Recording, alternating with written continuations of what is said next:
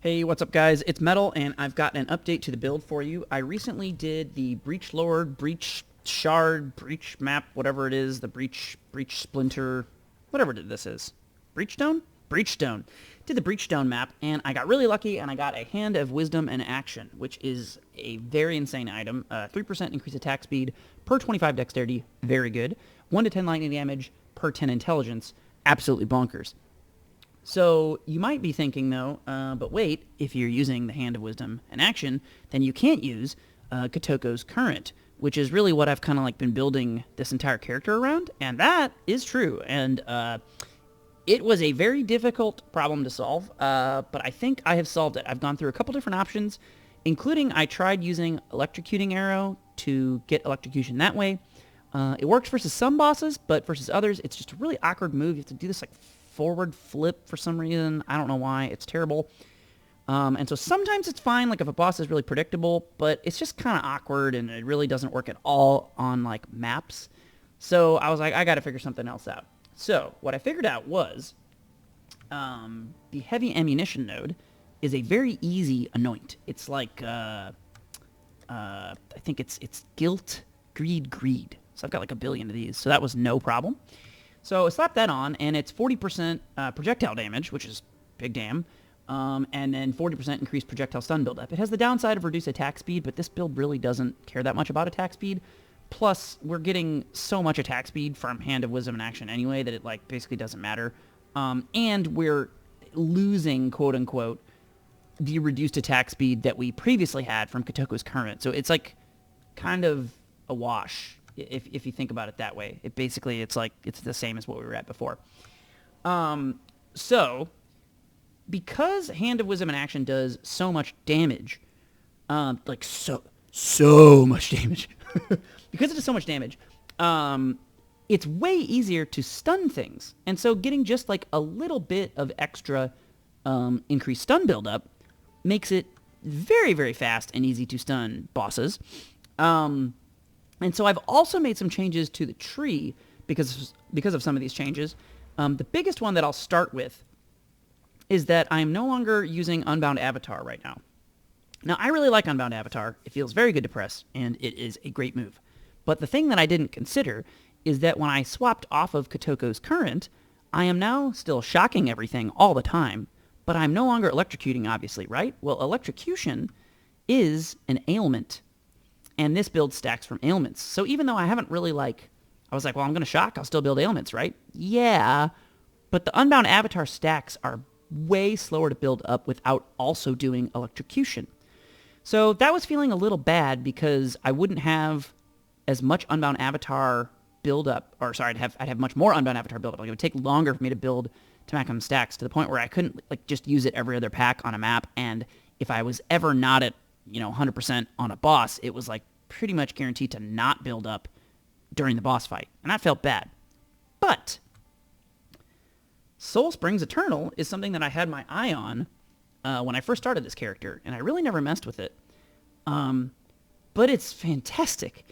So it between this and some other talents that I'll show you in just a second, it basically feels like I'm in Unbound Avatar all the time versus bosses, which is really, really nice. So what are the tree changes that I've made? So the first thing I did was get rid of these 4 electrocute talents and these 4 electrocute talents. And because I'm not taking these 4, I also removed the jewel socket that I had down there, and I picked that up elsewhere later. And one of the things I tried that I think is probably not necessary that I'm currently not using is this talent here for more stun buildup. So it's 5 points, which is a lot. If it were only 3, I would say 100% would be worth. But for 5, it's a little iffier. But you get 10%, 10%, and 20% stun buildup. The other downside to it that's kind of weird is that it has increased knockback distance. And some mobs, when they get stunned, it feels like they technically get knocked back or down, and they like go farther.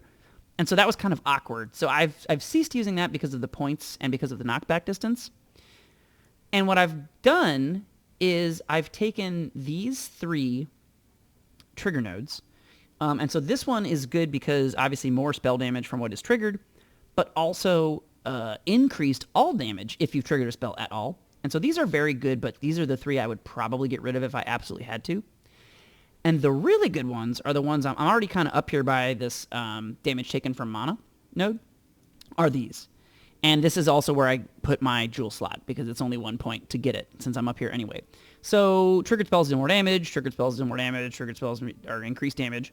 But this node is awesome, because this makes us recover 3% of our mana when we invoke a spell. And the spells do increase damage. So I have like 1,400 mana, that's like, 40-something mana. And the spells themselves, with the mana cost reduction from cast on shock, they don't cost all that much per. It's just that they're triggering so fast. I feel like somewhere in here it will tell me the mana cost, but I am too stupid to be able to find it. They cost an amount of mana. Anyway, whatever it is, if you see it on the screen, drop me a line in the comments. I don't see it. I don't see it at all. That's interesting. But the point being, the energy return is fantastic, and the damage is like almost as much damage as Unbound Avatar, but it's permanently there for the boss. So you don't have like a phase where you can use it and you can't. It's just always a thing. So I'm going to show you 2 clips first. The first one is me doing absolutely terribly at the Pinnacle boss. I finally found an Iron Citadel, and I went and tried this guy, and I play like an absolute idiot here. So, excuse that or laugh at it accordingly. But this is with the... Let me go back to the game really quick. This is with the trigger nodes here, I think? Yes. So I have these trigger nodes, and I have the Soul Springs Eternal. But I do not have these nodes yet. I hadn't gotten that smart yet. So my damage is, in my opinion, absolutely bonkers. Just bonkers. But you'll notice that my mana is not great. And also, look at how much stun I'm doing. It's pretty good stun. Considering that this is a Pinnacle boss, like, most map bosses are stunned, like, instantaneously. But I'm completely even while I'm hitting my mana pot, which is a very good mana pot, by the way. So I go completely and then I roll around, and we can here. This is the funniest thing. So here I skipped a little bit, but we'll go right to the dumb part just since you guys are here, because it's very funny. So I'm like, oh, this is like a phase where I don't think I can do very much damage, or he's moving too much. I'm not really sure what's going on. And then I just like pointlessly, I know I'm supposed to walk into these balls when the ground changes, but I just like for absolutely no reason, I'm just shooting him and I just like walk into a ball. I have absolutely no idea why I did that. Oh, it looks like he's damageable again. That's cool. I'm pretty sure he is like about to be dead if I just would survive this phase. But then because I'm slowed, I just like roll through all these fire circles. And I just hit like every fire circle. So I just like pooped my pants. I like did like a modicum of research on the fight. I kind of like knew what to do in these. And then I just like crapped on the floor and rolled around like an idiot and died. So anyway, hopefully I don't do that next time. And I think it'll be an easy kill because I have so much damage. So this clip is from a not like super juicy, but decently decent, okay, normal rare. It's just like I'd say this is like a regular rare. Yeah, there's really like no major defensive mods, but it happens to be on a Delirium map. Okay, and by the way, spoiler alert, I go down and I fight the boss, and then there's a pack left over, and I just can't go back to get it, so I quote unquote fail the map. I hate this game sometimes. Why is that a thing? Why is there not an elevator for me to go back up and finish the rest of the map? It's insane. Anyway, so this is a 5, whatever you call this, Delirium stack? 5 Delirium stack boss with the Delirium still active.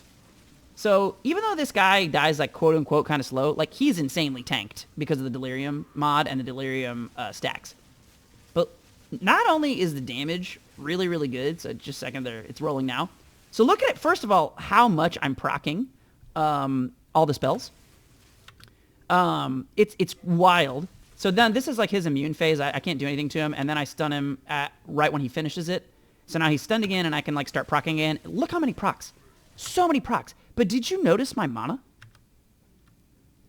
The mana sustain is bonkers. I might actually be able to remove some mana talents with this new trigger talent. Because basically that 3% refund completely sustains with a pot all of my procs. I think the potential for damage sustain with these talents is through the roof. And we should, in theory, still be stunning a lot just because the damage is so high. Worst case scenario, I might need to go pick up Force Wave again, but I don't think so. So those are the main talent changes that I'm currently running with. I think this might be like quite strong now because this is a very good item. The other thing that I do, just as like a little minor change, is I got this other bow that I use on my swap that has, so it's a dual string bow, which the implicit is bow, attacks, fire, an additional arrow, which to be honest on its own is not particularly great, but this one rolled bow, attacks, fire, another additional arrow. So even though this didn't roll super well mod-wise, I got the third socket, so I just slapped some lightning runes in it. I would have for sure gone physical if I got any flat fizz, but I didn't. I don't know if that's mathematically correct or not. It's whatever. But for clear, this is really nice, and this is just some other like generically fine quiver that I hobbled together. It's not anything, you know, my better bow is here, you know, my better quiver is here, and this is what I use for like, you know, in the Delirium maps when things start to really stack up and are tankier, I'll probably swap, or all bosses, any map with like a lot of defensive mods. But for the maps that don't have a lot of defensive mods, when you're just running around clearing, having just for free 3 arrows, and since you do so much extra damage from the HOWA, has really, really helped with clear speed on certain maps. Like, I can just kind of, like, blindly just run through and shoot stuff, and it's just, like, dead. So, HOWA, very good item. Hand of Wisdom in action. I still think this is a really strong build. Extremely strong, obviously, for single, solo, self-found. Yeah, these are the changes I've made, and my progress so far. Oh, and I hit level 94. That's pretty cool. And, yeah, I'll see you guys later.